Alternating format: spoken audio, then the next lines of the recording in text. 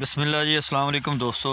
आ गंदम दे विच असीं अज आए हुए गंदम दी जिहड़ी सूरत हाल तुहाडे सामने है।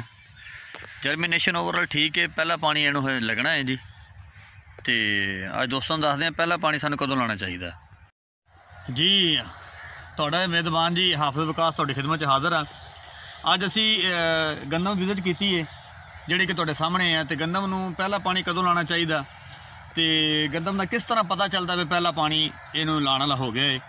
तो जिस तरह का रकबा होवे, कुछ तो रेतला रकबा होंदा तो कुछ होंदा सादे लफ्ज़ां में कहता मोटा रकबा, मोटी वड़ का रकबा होंदा।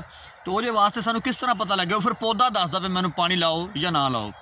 तुसीं पौधे नूं मुशाहिदा करना, आ करीब देख दो, ये तो बड़ी अच्छी रकबा है, बहुत अच्छा रकबा है।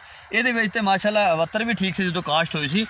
जदों भी तुसीं किसी भी पौधे नूं पकड़ना, फर्ज करो पौधे नूं फड़िया, और जदों जे 3 पत्ते मुकम्मल हो जान तो चौथा शुरू होंदा होवे तो तुसीं उहनूं पानी ला देना।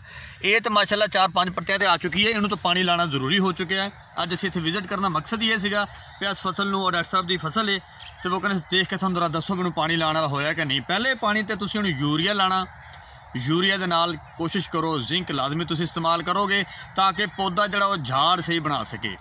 जिन्ना सोहना झाड़ बनेगा उन्ने ज़्यादा सिट्टे बनणगे, जिन्ने सिट्टे बनणगे उन्नी ज़्यादा पैदावार बढ़ेगी।